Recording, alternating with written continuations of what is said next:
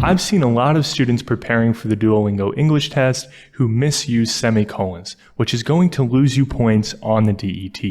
So in this quick lesson, I'm going to explain how to use semicolons correctly.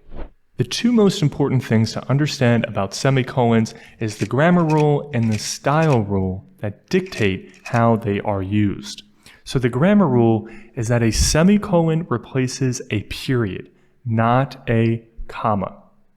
Okay, so in other words, in order to use a semicolon correctly, you have to put it in a place where you could have had a period, not a comma. And then the style rule is that you use a semicolon when you want to use a comma, but a period is required grammatically. So let me explain this with some examples. You can use a semicolon when two sentences are very closely linked.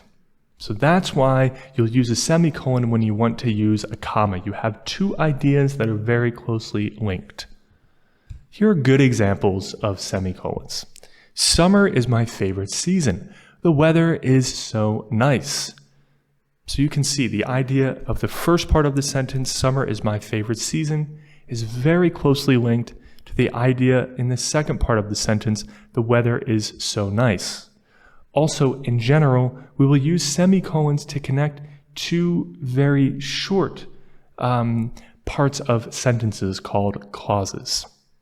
Here's another example. I wanted to go for a run, however, it started raining. She is an excellent baker. Her cakes are the best. And all three, again, the idea in the first part or clause is very closely related to the idea in the second part or clause. Now here are bad examples of semicolons. After years of hard work and many failed experiments, they finally found a cure for the disease. Now, millions of people around the world can benefit from this life-changing drug. So the first problem is that we have two very long clauses, and that usually means a semicolon is not going to be appropriate. In addition, the ideas in each of those clauses, they are related. They're about this cure for the disease. However, they're quite different ideas. The first clause is really explaining the process of how they found the cure, and then the second clause is talking about how the world is changed. Those are two quite different ideas, even if they're about the same topic. Next, he wants to become a banker. His sister has different plans for the future. So the first clause is talking about a man who wants to become a banker, and the second clause is talking about a different person, his sister. Those are quite different ideas, so a semicolon wouldn't be appropriate. And finally, we have, I went to the store, it was late, the parking lot was empty.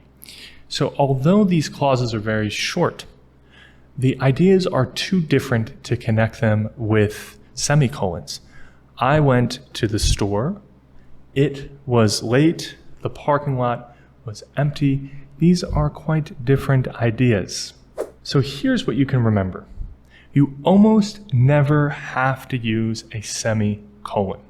So if you're debating, should I put a period or a semicolon here, you can always use a period.